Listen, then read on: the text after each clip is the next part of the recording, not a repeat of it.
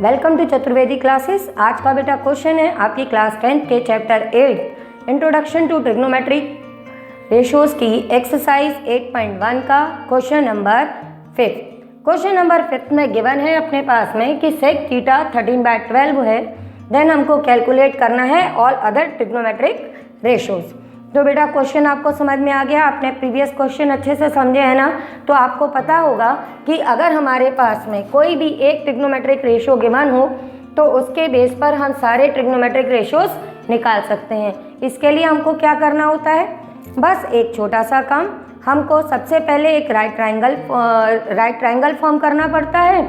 उसमें हम ये वैल्यूज़ डाल देते हैं कि जो हमारे रेशोज़ में गिवन है इनके फॉर्मूलाज को देखते हुए, और फिर उससे हम पाइथागोरस यूज़ करके थर्ड साइड निकाल लेते हैं।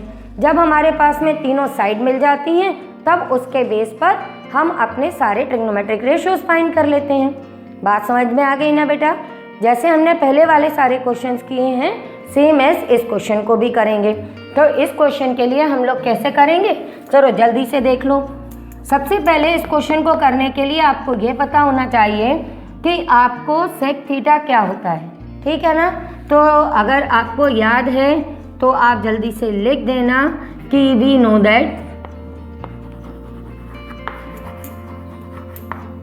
ठीक है। अब आपको मालूम है कि सेक थीटा हमारा h/b के इक्वल होता है। h तो मालूम है ना कि अपना क्या होता है, हाइपोटेन्यूस होता है, और b आपको मालूम है एडजेसेंट साइड होती है।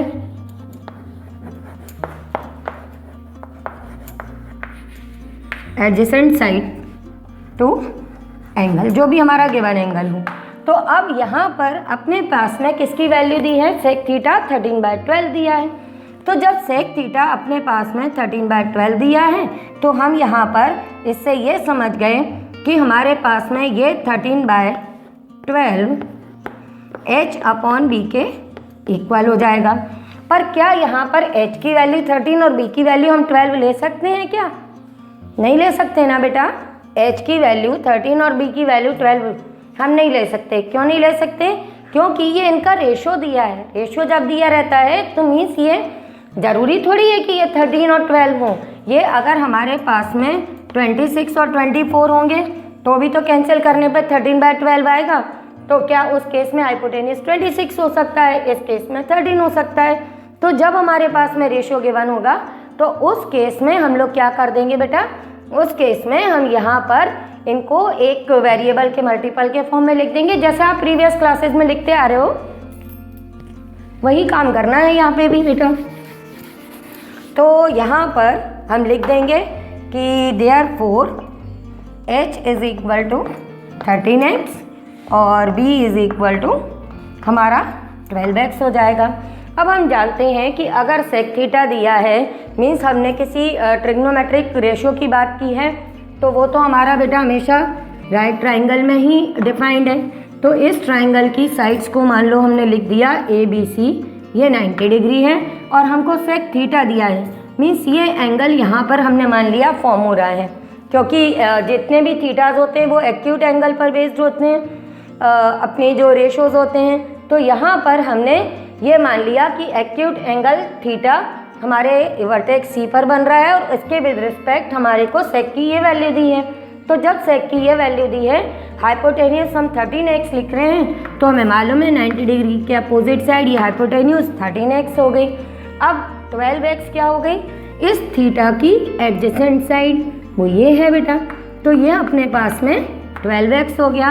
अब हमको AB फाइंड करना पड़ेगा, जैसा हम हमेशा करते हैं पाइथागोरस यूज़ करके ए बी निकाल लेंगे। तो चलो फटाफट वो भी काम कर लेते हैं हम लोग। अब देखो हमको तो सारी ट्रिग्नोमेट्रिक रेशोज फाइंड करने हैं, जल्दी जल्दी काम शुरू करो।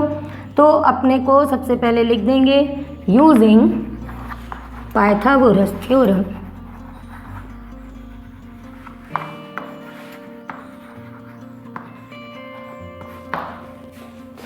in right triangle ABC we get। तो जब हम इसमें यूज़ करेंगे बेटा तो ये हमारे को मालूम है hypotenuse square AB² plus BC² के इक्वल आ जाएगा। AC अपने पास में गिवन है बेटा, तो ये हम लिख देंगे। AB की वैल्यू हमको फाइंड करनी है, BC की वैल्यू है 12x। तो जब हम ये करेंगे तो ये 169x square AB square plus 144x square, इसको सॉल्व किया हमने।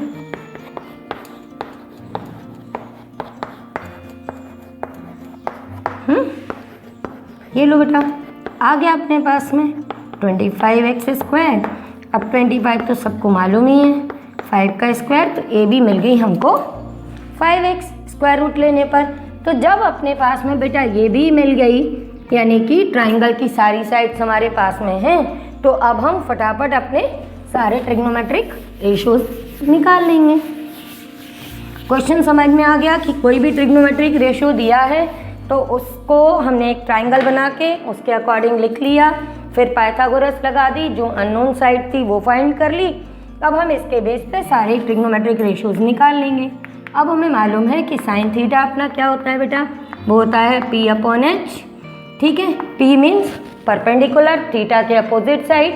ये अपने पास में है 5x और h अपना 13x, x to x cancel कर देना, ये आंसर आ गया 5/30।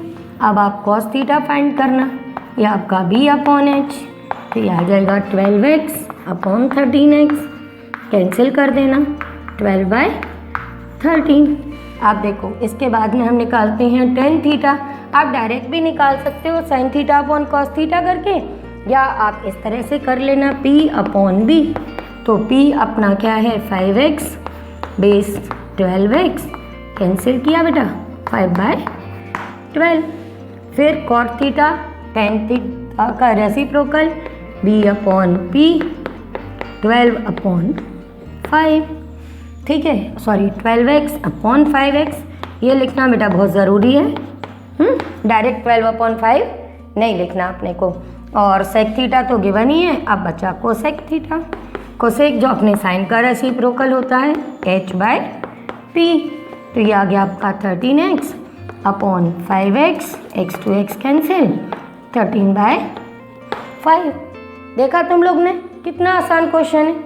इस तरह से हमने ये भी देख लिया कि अगर हमारे पास में किसी भी एक ट्रिग्नोमेट्रिक रेशियो की वैल्यू दी हो तो हम उससे इजीली सारे ट्रिग्नोमेट्रिक रेशियोज निकाल लेते हैं। अभी भी बेटा कोई डाउट हो, कोई प्रॉब्लम हो, तो आप मुझे कभी भी व्हाट्सएप कर सकते हो, मैं आपके डाउट्स क्लियर कर दूंगी। वीडियो के एंड में बेटा मेरा नंबर है। ठीक है बेटा।